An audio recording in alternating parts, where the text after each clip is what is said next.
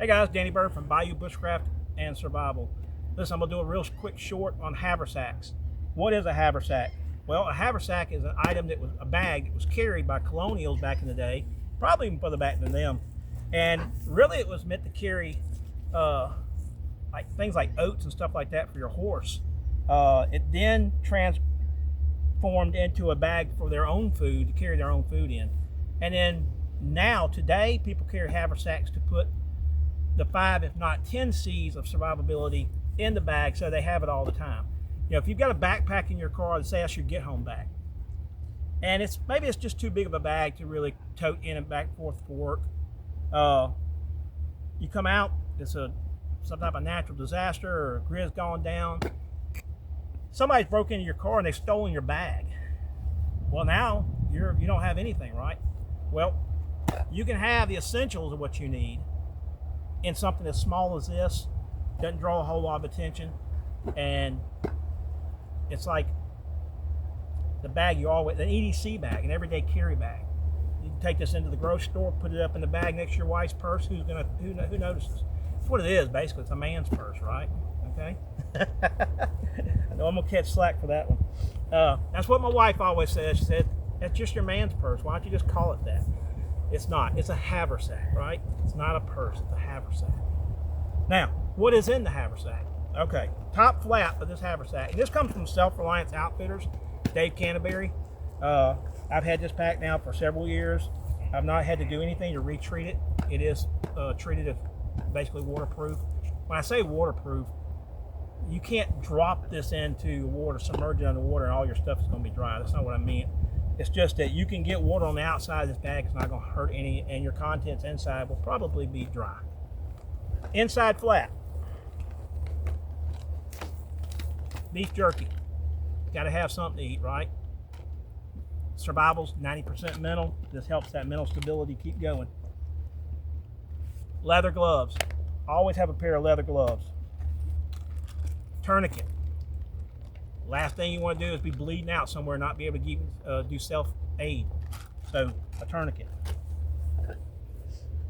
This is the fire kit. In this bag, I've got Surefire. I've got, this is flint and steel. Matter of fact, I have the tin can that goes in this bag is right now in this fire, what's left of it, charring charcoal, because I was running low. So, a type of tinder bag. Container. I have a metal container to boil water. I have something to try and filter the water. And I have something to carry water in once it's boiled. Now, you don't carry anything empty. It just doesn't make any sense. So what I do is I try to keep stuff in here that I might need. For example, another piece of cloth. So make sure you have something that you can boil water in, something you can carry water in. You're not going to carry a lot. That's not very big, but that's not what this bag is all about anyhow. So I'm just going to set this off the side. A light, a headlamp. Leaves your hands free while you're working in the dark. I like this better than a regular flashlight. Duct tape. Just a little stick here with some cordage on it so I can hang it up in a tree. Got my pack. Water filtration straw. Fat wood. Extra battery for my phone.